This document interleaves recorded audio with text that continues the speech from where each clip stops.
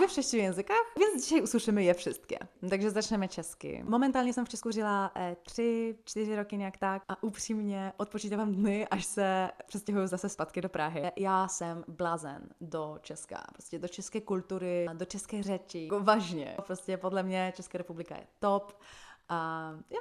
Język polski jest moim pierwszym materskim ojczystym językiem. Kurde, najgorsze jest to, że ja się tak nie umiem przepinać z czeskiego do polskiego nagle, nie? Najlepiej to ja się w ogóle dogaduję z bohemistami. Hovorim aj po slovensku. No, skoro som hovorila.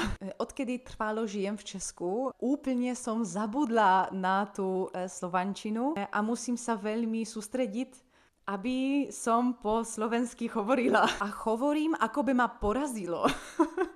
Я тоже говорю на русском. Я закончила бакалавриат с экзаменом уровня B1. Ну, когда не используешь язык, он исчезает. Мизи.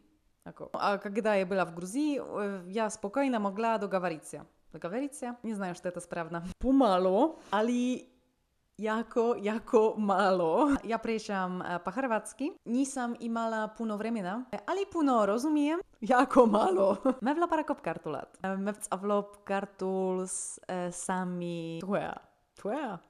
Čimi sa chelia madi? Me polonentidan var. Zhovrop madritri.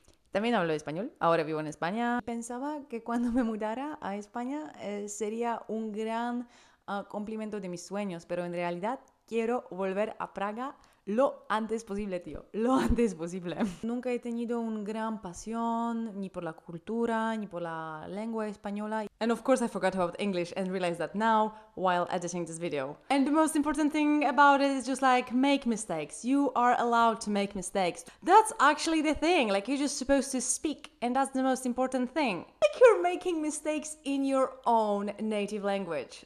And I do not believe that I have different personality in each language I speak. I believe that I have the same chaotic and energetic personality in every language I speak. No. I to by było na tyle.